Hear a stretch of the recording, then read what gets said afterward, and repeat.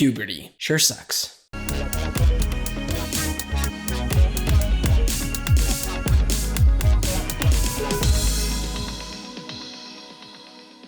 Hey guys, my name is Joseph Curtis, and if you love movies just as much as me, you have come to the right place, my friend. Now do me a huge solid and click that like and subscribe button. What are you doing? Come on, I'm trying to get to 1,000 subscribers. Also, if you want to follow me on the following social platforms, that would be great as well. Now, with that out of the way, let's start talking. Are you there, God?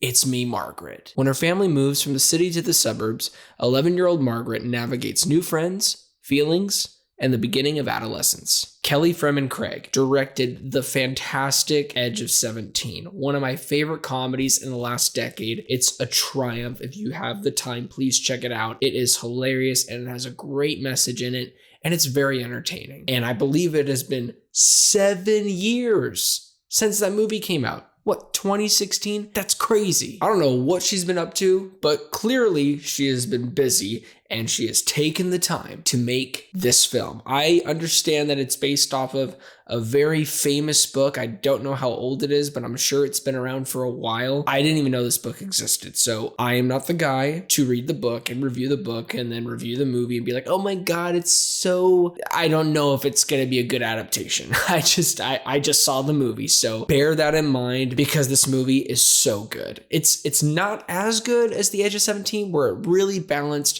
humor, dramatic tension, just superbly. It is a near perfect film, The Edge of 17. This isn't a review for The Edge of 17, Joseph.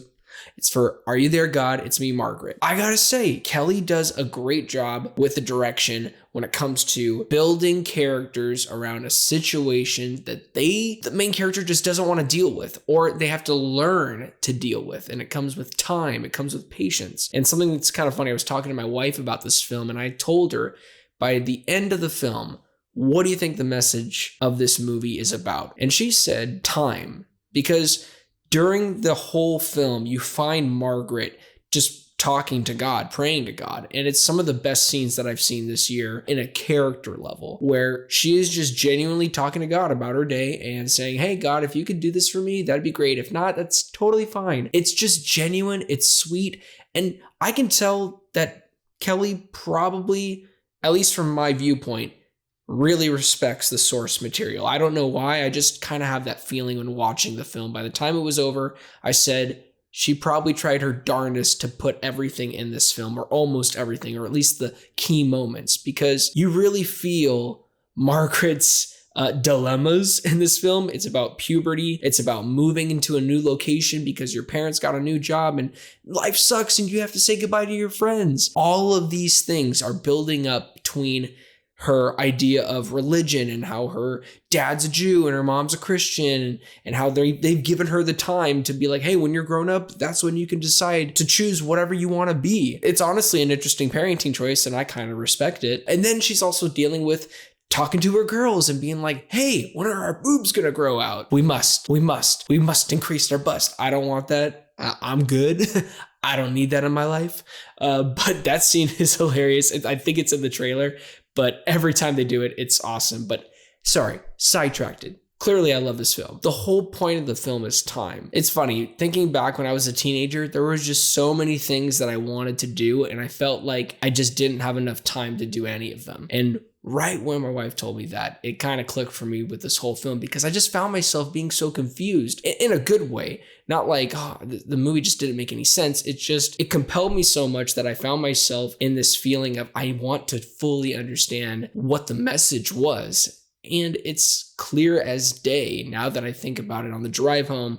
It's patience. Is that God is going to give you the things that you need, not that you want, that you need. Sometimes in life, you're going to want some things to happen, and it's not going to happen at your time. It's going to happen at the time appointed. There are some things in this film that I just cannot relate to, but I can definitely relate to the themes of patience.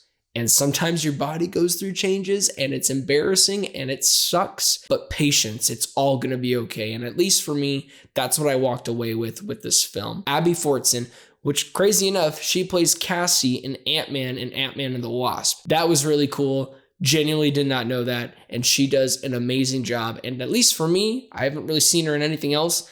This is her best performance. And she just kicks butt at being awkward. And then you have Rachel McAdams, who plays the most amazing mom in the entire planet, and Benny Safdie, who plays the father. I wish there was a little bit more scenes with him, but the scenes that he is in, he plays a dad that is there for his daughter and for his wife and wants to make the best of everything. For the things that really didn't work for me in this film, some of the editing was a bit off. I don't know how to explain it. Like right in the opening sequence, I felt like everything was just so rushed. And maybe it was because we were trying to, or at least the director was trying to put us in the seat of a kid that goes through all this fun stuff in life. Because specifically, and this isn't really a spoiler, but she's in a camp and it goes by within like 35 seconds and then she's home. Maybe that just displays how time goes by really fast when you're having fun. To me, it just felt a little jarring, at least on an editing standpoint. And the last issue that I have with this film comes near the third act. There is this difficult situation that happens with Margaret and her entire family, and the issue gets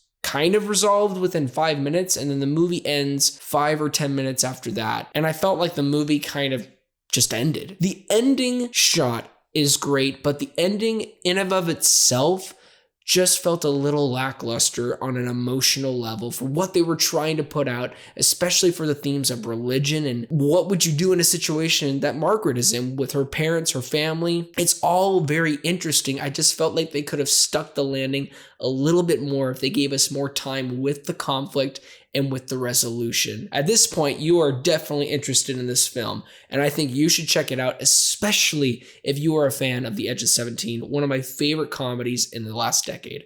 And this is a solid project under Kelly Craig's resume. Well, with that out of the way, I'm going to give Are You There, God? It's Me, Margaret, a solid 8 out of 10. Well, thank you guys so much for watching this review. It really means a lot. Please don't forget to like and subscribe, and also don't forget to be blessed.